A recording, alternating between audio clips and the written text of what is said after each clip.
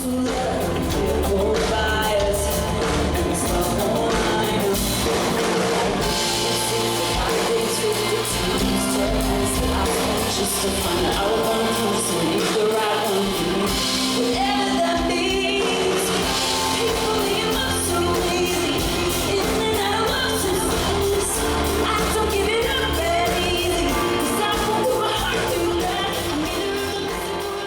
here at the Manchester Academy to get a few words with the brilliant country star Lindsay Ell. Hi, it's great to meet you. Hi, it's great to meet you.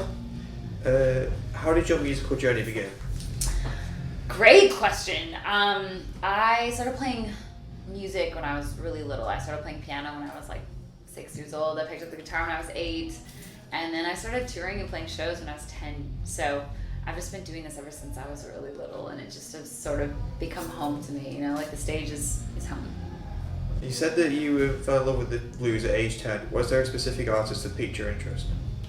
Yeah, in like my early teens, I just got so into blues and rock music. I was working with a guy by the name of Randy Bachman at the time, so like Taking Care of Business and American Woman and like all those classic rock songs from the 60s. Randy was the one who like really taught me how to play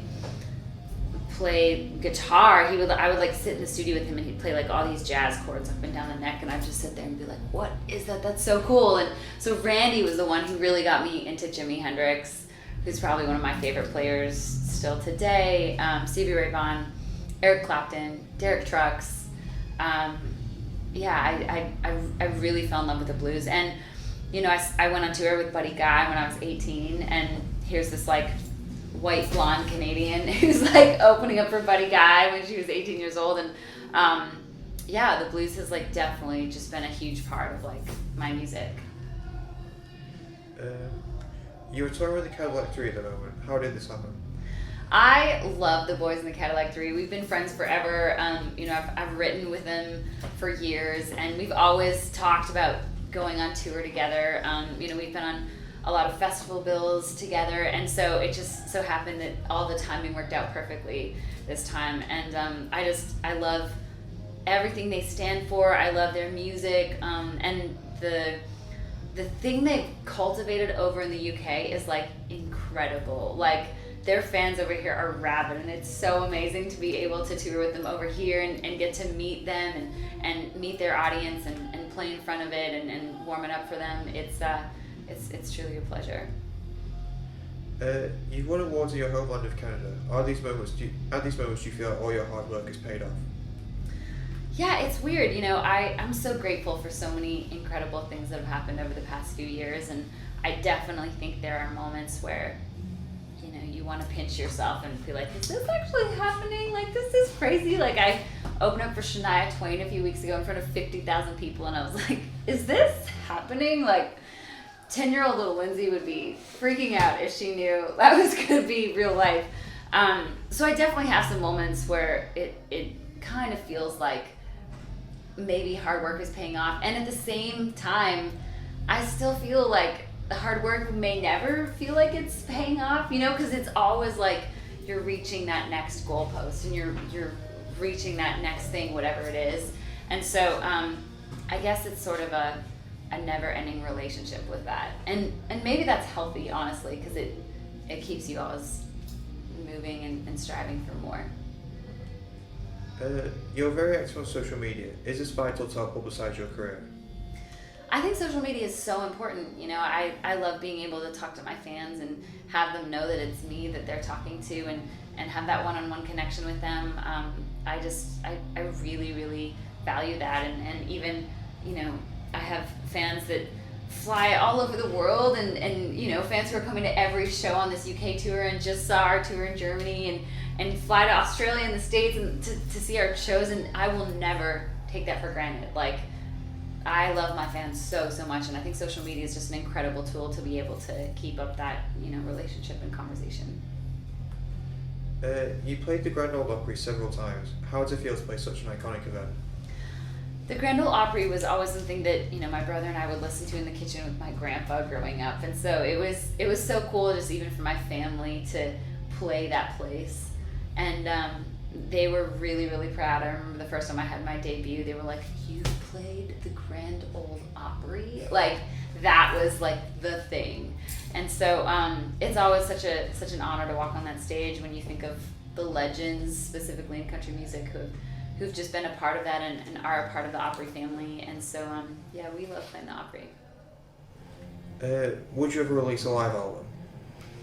That's a great question. I would. It would need to be like the right thing, you know. We have so much fun, specifically playing like club shows over here in the UK, just because I feel like I can do anything, and fans here are the best in the world. Like they'll just eat up when I play long guitar solos or I play brand new songs and stuff like that. So if I ever did a live album, it probably, honestly, I would want it to be in the UK somewhere where I would try out a bunch of new stuff and like weird guitar shit, and yeah, it would be like very unique, which I think live albums should be unique. You are just a music star. You're also presenting Canada's Got Talent. How did this happen? I have always wanted to get involved in TV and film, and it was just like about waiting for the right thing. And I've always been such a huge Got Talent fan on BGT and AGT and just everything those shows stand for, of being able to showcase not just musicians and singers, but acrobats and magicians and dancers and whatever it may be. And so I'm so excited to be a part of the show in Canada, and the fact that we can just highlight and showcase Canadian talent. I'm having so much fun doing TV, and it will never take away my first and foremost love of music, but it's a lot of fun to be able to be on the show, and I'm so proud of our team. Are there any cultural differences between playing here and back home?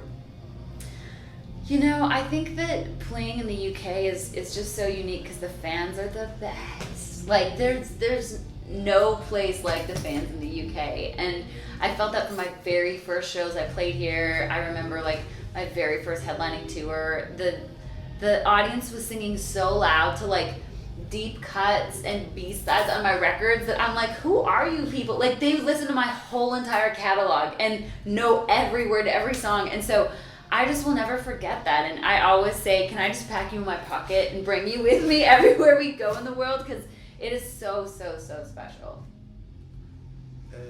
What's next for Lindsay Ell? I am in the midst of doing a lot of international touring, which feels amazing after the past couple years of not being able to, get across the pond. And so I just finished up a tour in Germany. We're touring the UK with the Cadillac Three, of course. And then I'm headed to Canada, and then headed to Australia. And then once all that wraps up, then we'll start shooting season 2 of Canada's Got Talent. And then I go right into the studio to record my next album. That's it, you. Thank you for your time. Thank you so much. Thank you guys for being here tonight. Thank you.